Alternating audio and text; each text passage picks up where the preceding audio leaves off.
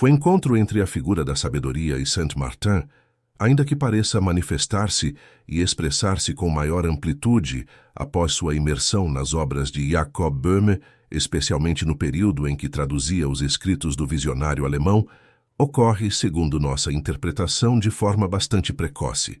Isto é, muito antes disso, já se pode vislumbrar essa relação nos anos seguintes à sua partida de Bordeaux.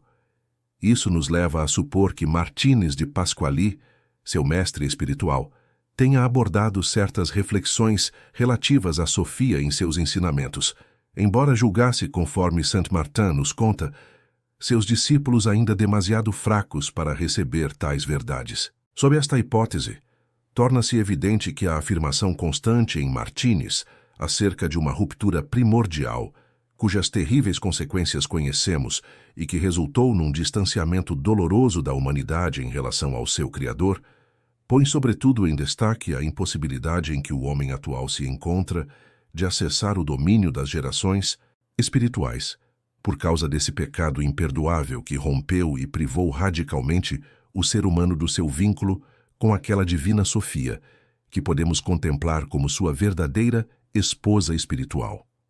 A prova inquestionável dessa primeira influência determinante encontra-se em dois trechos extraídos do quadro natural das relações existentes entre Deus, o homem e o universo, obra redigida entre 1777 e 1778, mas só publicada em 1782, devido às múltiplas dificuldades que impediram uma edição mais rápida.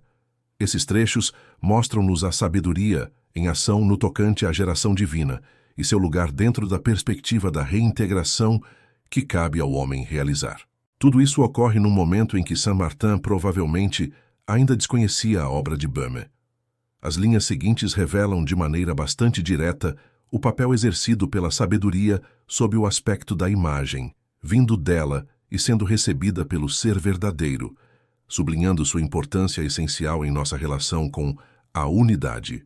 Apresentada como a única fonte do que na existência recebe o ser, na proporção de sua verdade, ela aparece sobretudo como geradora eterna de uma contínua e fecunda geração que permite aos seres nascerem por efeito de suas próprias faculdades intrínsecas, favorecendo assim a reprodução universal de sua própria imagem no seio do mundo, rodeando por todos os lados os seres vivos com sua presença sutil e sensível.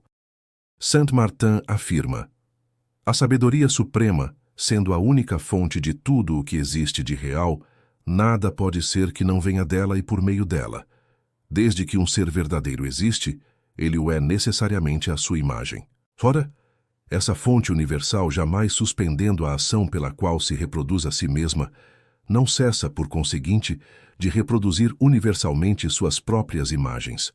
Para onde poderia ir o homem sem encontrá-las, sem estar por elas rodeado? Em que exílio poderia estar desterrado sem carregar alguma marca delas? Pouco adiante, no mesmo quadro natural, Saint-Martin aprofunda suas intenções, refletindo sobre o caráter superabundante das vias da sabedoria, o que obriga a Santa Sofia a operar uma transformação perpétua para ajustar-se às nossas necessidades, segundo as diversas situações em que eventualmente nos encontramos. Observa-se que os dons da sabedoria, apesar de múltiplos, são sempre referidos à unidade que preside sua aparição e a encerra. As vias da sabedoria são tão fecundas que ela se transforma a cada instante para adequar-se a todas as nossas situações. E se, por plenitude de suas faculdades, ela abarca todos os tempos e todos os espaços, em qualquer posição em que nos encontremos, jamais deixará secar a fonte de seus dons.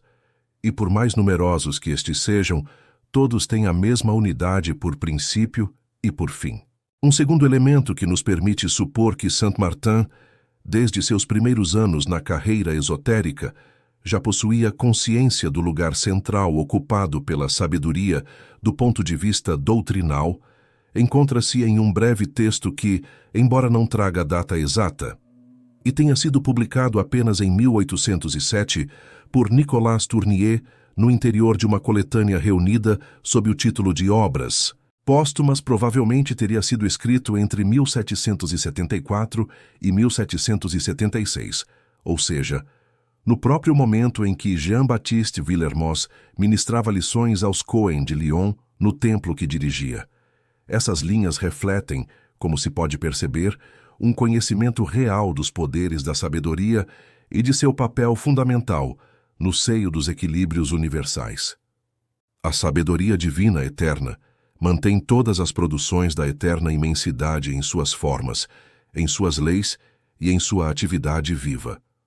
O ar exerce o mesmo efeito sobre todos os seres da natureza, pois sem ele todas as formas se dissolveriam. A oração desempenha o mesmo destino e o mesmo papel em relação ao homem.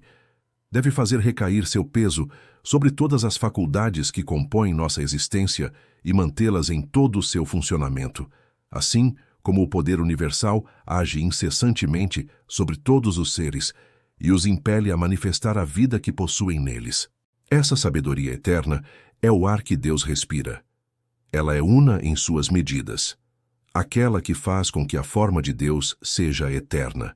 Ela não tem nada a combater, nem nenhum trabalho a suportar, ao contrário desta sabedoria temporal de que necessitamos durante nossa jornada pelas regiões mistas.